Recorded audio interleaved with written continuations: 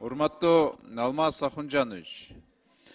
Мага бир топ шаардыктар кайрылып атышат да, мына 24-жылда бир топ эле тарифтер өстү.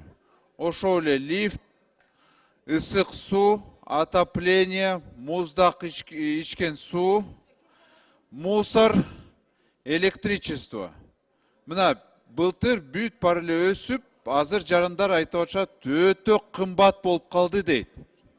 Өзгөчө отоплениега көңүлдү бурат элем да. Мен өткөн жумада мына ишкерлер менен жолуктум.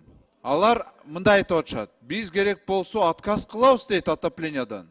Себеби 40 миңден ушундай 40 миң келип атат, 50 миң келип атат деп атышат да. Коммерциялык тариф менен таптакыр бизге оор болуп калды деп атышат да. Ушундай кичинекей офистер, мына ишкерлер биз отказ кылабыз деп атышат да.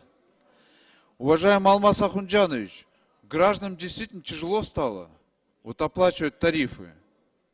Я хотел бы вас попросить первое, сделать анализ, как идет вообще оплата сейчас за коммунальные услуги.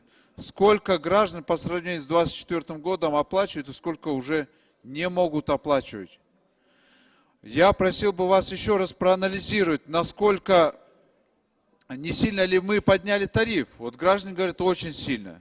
Может, нам следует дать рассрочку, отсрочку или подумать о том, чтобы вернуть эти тарифы, если не на прежний уровень, но хотя бы немного надо спустить, потому что для горожан очень тяжело.